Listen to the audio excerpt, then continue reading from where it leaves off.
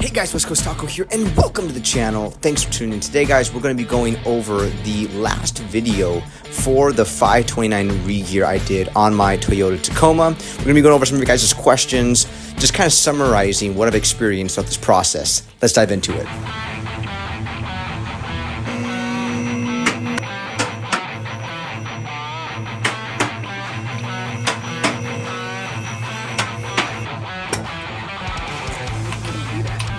Yeah. Let's see how this oil looks, huh? Yeah, I know, huh? I remember the last time we did it, the front was like completely black. It was pretty bad. Don't know why. I did one recently where the front was super clean. I'm like, that's the first one I've seen. First one you've seen. Normally they're always black in the front from brand new. Just backwards is what you would think. Or what I would think.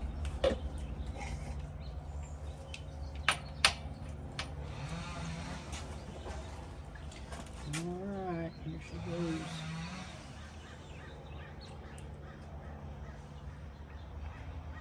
That's a little dark. Yeah, it's not terrible. It's getting a little darker. It's not shimmying. Which is good. I really try to take it easy on the braking. I don't make that much difference. Okay, cool. Yeah, that's normal. It's just flashing, you know? Yeah. Nothing crazy. Have you ever had anybody come to do like a break-in oil change and it just be like completely like just chunks of gears or anything? No, or no? Thank goodness. That wouldn't be very good. I mean, how fragile are these gears? I mean, they make it sound like if you do anything that's outside of what the recommendation is, like you're going to just completely fry the gears. They're just saying that for liability to kind of scare you into not getting out. You know, like leaving the place, doing like neutral drops and stuff like that on brand new gears. But it really isn't critical anymore because the gear manufacturing is so much more accurate than it used to be. Yeah. It really makes no difference. Back then they would make them. The gears were actually from the casting, actually kind of rough in the machining even. Now the machining's so much better that they're perfect. Even with the REM that they do, the polishing, you don't even need to do any break-in. Nice. You can drive it like you stole it right out of the gate. Which I'd probably still break it in a little bit. But, Right. But potentially, you could do that, and it wouldn't be a big deal. You could tow right out of the gate. Nice. REM polishing. That just basically gets rid of your break-in. Yeah. Mostly. So East Coast Gear Supply, they recommend 85, 140 on all their 529 gears. I know before, like we used 75, 145 on the stock ratio gear for the rear diff, and then we would put like 75, 90 up front in the front diff. So yeah. I mean, is it just because of the way the gears are designed and the heat that's being created that you use a different, weight, or what is the weight is so the thicker the oil, the better protection against like load, just like the load on the thing, and the rear end's doing most of the work because it's pushing the truck, the front's pulling it. So you figure the rear's doing all the work all the time, so the thicker oil's better, and it's better for shock loading. So if you were to go off-road and the rear tires are bouncing in the air, when you go in the air and there's slack and then the gear grabs and hits, the gears are actually smacking a little tiny bit. Got it, really okay. slowly. I mean, whatever the clearance is inside the gears, which is thousands. But still, when you're hitting whoops and in the air and the tire's like loading and unloading, that's called shock loading. With the thicker oil, it basically works like a shock absorber between the gears. Got it, okay. As a fluid, like a fluid shock absorber. Now, will the gears chew through the oil? Like the 529s, will they chew through oil faster than like a 3.9 would, or? No. No, okay. No, I mean, there's more gear contact the way that it works, but it really doesn't make much difference from one to the next. Okay. Now, with the 529s, is there going to be a different recommendation on intervals for oil change? Like, would you recommend like every 20,000, every? Same as everything. Okay. Every gear ratio wouldn't be any different as far as how And what do you typically recommend for oil changes for the front and rear diff? Pretty much normal driving every 30K. Okay. If you're driving it kind of hard, 15 or 20 if you're off-roading a lot. Okay. So that's what I would do on my own stuff, just to be overly cautious. I don't want anything to break. It's expensive when you're repairing things. Oh, absolutely. And nothing of concern on the plug there. No metal, just flashing, nothing big, nothing shiny. So yeah, there's no noticeable like damage at all, no crazy wear. Everything's totally standard, so everything went as planned. Have you had to replace anyone's 529s or any new gears? Like it took like 6 or 7 years before they were worn out. Like, what's typically a lifespan for gears like this? There's no interval for replacement. If you treat them right and use the gear oil properly, you never have to change them. Okay. It should last the life of the truck. Okay. And obviously, as long as you're not like abusing the truck and doing anything insane, like right. romping on it all the time or towing heavy things. The truck's not designed to Off-roading breaks it because of Off-roading. shock loading. Like you're going up a hill, tires spinning, then it catches. That's what breaks it. Got it. And that's Okay. what guys do. They're off-road just on the gas using the throttle to try to get up a hill when you should be using traction. Yeah. When the tires spin. When the tire catches on a root or a rock, everything comes to a stop, and you figure when that gap goes bing like that, or bounces off and hits it again, that's when the gears shatter and break inside for the impact. Got it. Makes sense. Okay. Off-roading kill stuff is what breaks everything typically. Street driving, rarely ever see it happen. Okay. Very common. Very good. Very good. Oh, it's got the fucking. Time to put them all in the bag, huh? Yep. I just like to keep everything super messy around here. Takes about 4 quarts or so. With those take a little more. Okay. So 4 quarts for the rear, and then the front diff takes how many? About a little over 1, like 1.5. Okay. Not much. So I'll take back some of this gear oil. Yeah. Oh yeah, you got plenty. You got more than you need. Sure. Right. And so they were saying they recommended 85, 140 for the life of the gears. Okay. Is that you know, They who would knows? know better than I would if they've actually done the testing, you know. So. Yeah. I mean, yeah, the synthetic does tend to seem thinner, plus the molecules are smaller in synthetic. So they are right about that. So, makes sense. Yeah, so here we are with 85, 140. There you go. That is the thick stuff. That is true. Yeah. So I guess that makes some sense. Well, when it's coming out, you know it's full, typically. It's almost like the non-synthetic takes a while to level out. Yeah.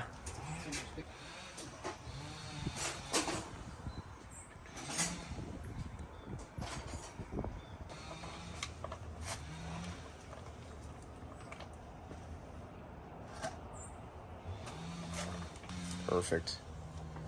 There we go. So what are your thoughts on these new Tacomas, new Tundras? Have you had any time under the hood with them yet, or what are you thinking from what you're seeing? A couple of the new Tundras I've worked on, and they seem good. Okay. Haven't had any negative experiences with those because I guess all those have is the motor braking. Yeah. Only the motor, no big deal. Crankshaft, not a big deal. It's only the heart of the entire engine. Right. That's it. Oh my gosh. No major problems or anything. And obviously it's pretty early for you to see a Tacoma, and I'm assuming, unless you were doing like some suspension upgrade on it. Yeah, and they're so new, no one's really doing that yet because they don't want to spend that money Yeah. on a brand new truck that's still got the new car smell inside. Yeah. Especially No. the new generation stuff. People are like, yeah, I'm gonna wait. Yeah. Well, also I'm assuming like they're concerned about voiding warranties and Yeah. I'm sure I think there's a lot of hesitation just because of it's a whole redesigned platform. Yeah. Yeah, in the aftermarket, you know, you have to wait for them to kind of catch up Yeah. to make all the right things with the right mounts and everything. I don't know if the new stuff will bolt up. Are you planning to work on the 4th gen Tacomas? Oh, yeah. Sure. Now, what are your thoughts with like, you know, the hybrid option? How's that going to impact, you know? I won't mess with that. But its services are all still the same because it's hybrid. It's not just electric. So it's got all the gas stuff too. Yeah. Just like anything else. So it has all the mechanical gear this does. So it really won't be much different. I just won't mess with the electrical side. I want to burn this. You're not going to be pulling batteries out? No. No? No, I don't like messing with high voltage stuff. Especially if I don't know exactly what I'm doing. I have an idea. I went to school for it, but I'm not. I'm like, good. I'm Get your white lab coat on and your Doc Brown glasses on. Yeah, I don't want to find out the hard way with that thing. Yeah. So much is changing now. It's kind of weird. Big time. They pushed that electric really hard, so everyone did it. You know, Toyota's going backwards on it, so they're like, yeah, I don't know about that. Yeah. We're gonna opt out of this one. Ford did too. Ford was gonna build an electric plant, and they stopped. They pulled the plug on it.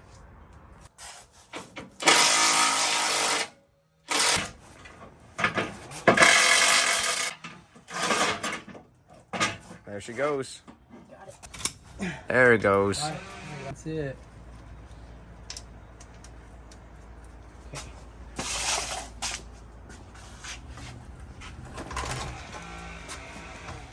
This stuff's gonna come out fast, probably.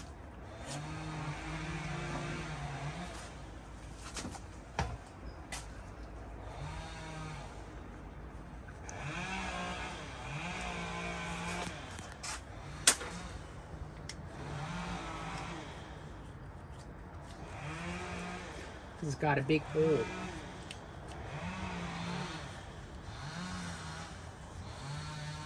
it doesn't look bad. Looks No. all right. What was that? Oh, you don't need that. Don't Okay. worry. Don't you worry about it. It's just a gear piece.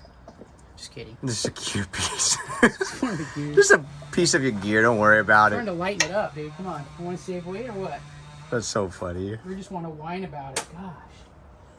It's a gear reduction. That's how we do gear reductions. We take pieces out. Changes the ratio, sort of. Oh, that looks pretty good. So, hey, one question I see on like Tacoma World all the time before I forget. Yeah. A lot of people are always like, hey, when I get, new gears, how much should I be driving it in four-wheel drive? Is it already getting broken in without it being in four-wheel drive? Like, what's going on internally? It's always spinning, but not under a load. Yep. So is it better maybe not to put it under a load while you're doing the break-in period and just No, wait? It's good to probably put under a little load once in a while, just not get too crazy with it. Yeah. Because, But the front, like since it's pulling the truck, it's not doing the same thing really as the rear is. Sure. Kind of hard to explain, but the front just has less load. So it's not really seeing it as bad. Right. Because the rear's doing so much work. Because when you take off, obviously it transfers the weight to the back of the truck. Yeah. So the rear gears are always working harder.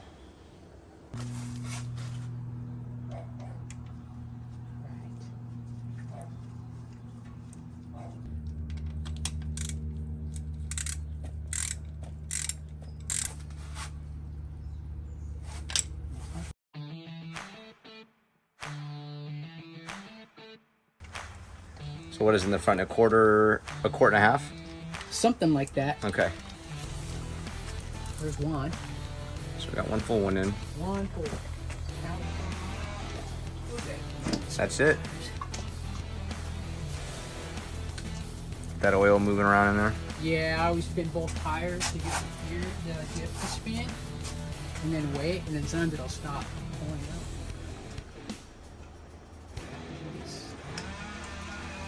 Because it'll help work some of the bubbles out too. Oh, gotcha. And the same thing on this one, I wait a little bit too, and then put a little more in after that, and you'll get it full. And how much do you think you just put in on that one squeeze? Maybe like a pint? 2 pints? Almost half. Okay, so about a quart and a half. So yeah, just about. I think like 1.4, I think is the actual number in the book for it, or something like that. Very good. Ooh, look at that. Turning into a string.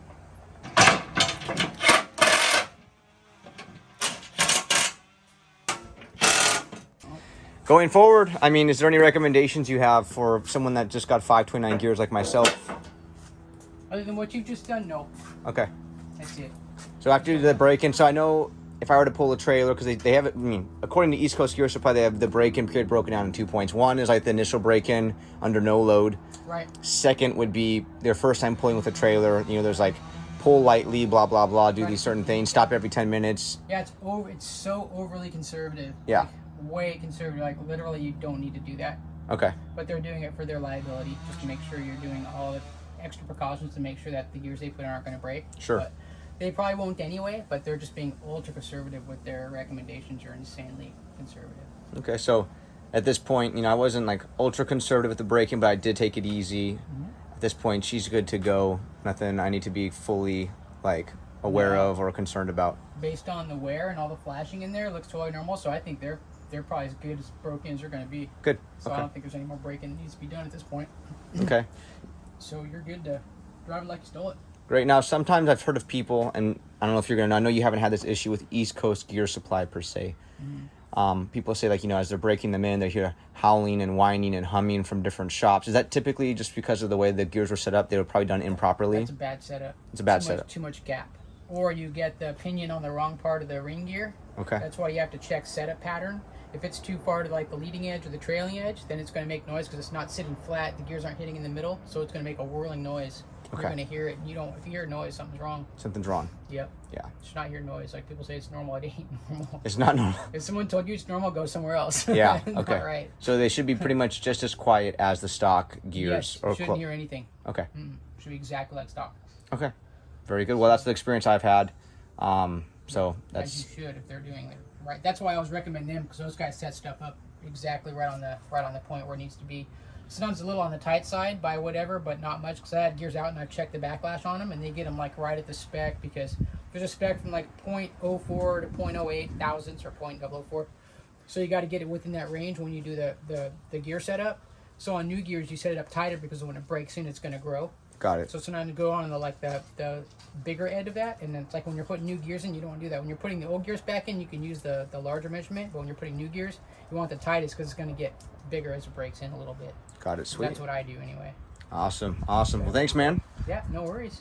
Ready to drive now, ready for a supercharger. Oh, you're telling me. Nice muscles. Okay, guys, that is the break-in period for the 529 gears. Like I mentioned to Jason, I didn't go crazy with my gears. I was pretty conservative, but if you saw the last video I did with Chloe, we did, give a decent amount of juice to the truck a couple of times. So that wasn't like I was driving it around town all day, romping and stomping on it. But, after a couple hundred miles of breaking it in, I did, have a few takeoffs that were maybe a little bit more aggressive than normal, and just drove the truck just kind of how I drive it most of the time. As you can see, 500-mile mark, there really wasn't a ton of flashing or anything crazy. The fluid was dirty, but I just broke it in easily. I didn't just put 500 miles on the truck in one day, and so just kind of took it easy and made each trip roughly 15 to 20 miles max. And then there was one trip I did on the freeway where, freeway kind of stops and goes depending on where you at when traffic's present. But I put maybe about 75 to 100 miles on a round trip on the freeway after I was about, a little over midway through the break-in. So all in all, really simple, nothing crazy.